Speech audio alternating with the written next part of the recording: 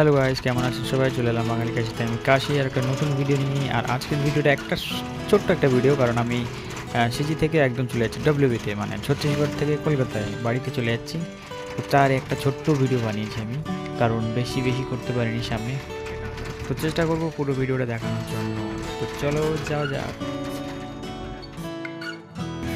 তো এই যে মাঝ রাস্তায় এসে আমাদের গাড়ি খারাপ, মানে টায়ার পাংচার, যেটা হয় আর কি সব সময়ের জন্য, সেটাই হলো। তো চলে এসছি অনেকটা, প্রায় 10 কিলোমিটার মতো, আর কিছুটা গেলেই আমাদের স্টেশন। তো লাগিয়ে নিই, চলো ততক্ষণ টায়ারটা সারিয়ে নিই। এই যে আমাদের গাড়ি, ডিউটি যাওয়ার গাড়ি, আমরা অন্য গাড়ি পাইনি, তাই এই গাড়ি ঠিক করে যাচ্ছি, কারণ আমাদের কাছে অনেক ব্যাগপত্র। আর একটা কথা হচ্ছে, এই যে টায়ারটা, এই টায়ারটা আমরা নিজে মানে গাড়ি চাকিয়ে তুলে নিয়েছি।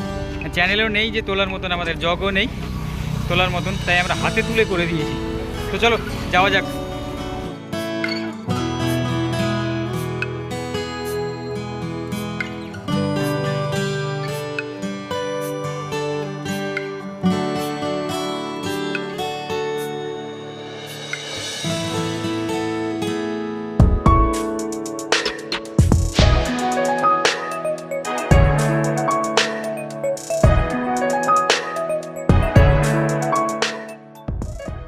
তো চলে এলাম ভাটাপাড়াতে। আর এই যে ভাটাপাড়াতে এসে শুনছি ট্রেনটা লেট 3 ঘন্টা। তো আমরা বসে আছি এখানে টিকিট কাউন্টারের পাশেই, আর প্রচণ্ড গরম পড়েছে। আর এই যে প্ল্যাটফর্মের চারিদিকটা, আমরা একবারে টিকিট কাউন্টারের কাছেই বসে আছি।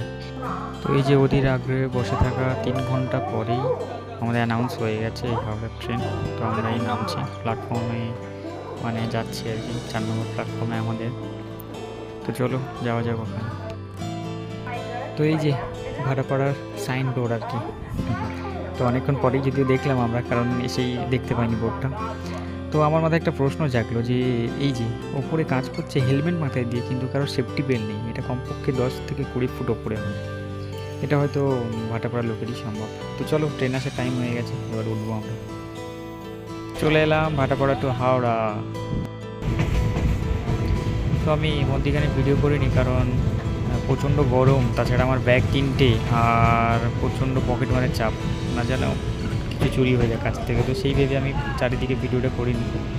তো এই যে আমরা চলে এলাম কাকদ্বীপে আর কি, কাকদ্বীপ স্টেশনে ঢুকছি, আর কিছুক্ষণ পর আমরা কাকদ্বীপ মার্কেট যাব। চলো, তো এই যে কাকদ্বীপ মার্কেট চলে এলাম। তো এই যে ফাইনালি বাড়িতে চলে এলাম, এসে একটু খাওয়া দাওয়া করে ফ্রেশ হয়ে আর এই রাস্তার দিকে বেরিয়েছি। তো ভিডিওটা আমি ভালো করে করতে পারিনি, কারণ সব জায়গায় ফোন বার করতে পারিনি। আর একটা কথা হচ্ছে যে বাসে যে পকেট মারের চাপ, সবাই জানো তো, বাসে কেন ট্রেনে কেন, আমাদের সঙ্গে একজন আসছিল, ওর ফোন চুরি হয়ে গেছে।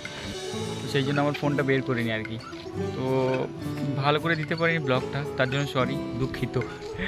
তো অন্য কোনো একটা ব্লগে আমি একেবারে এইভাবে আর দেবো না, আর চেষ্টা করবো ভালোভাবে ভিডিও করার জন্য। চলো আজকের মতন এইটুকু, দেখা হচ্ছে পরের একটা ব্লগে। বাই।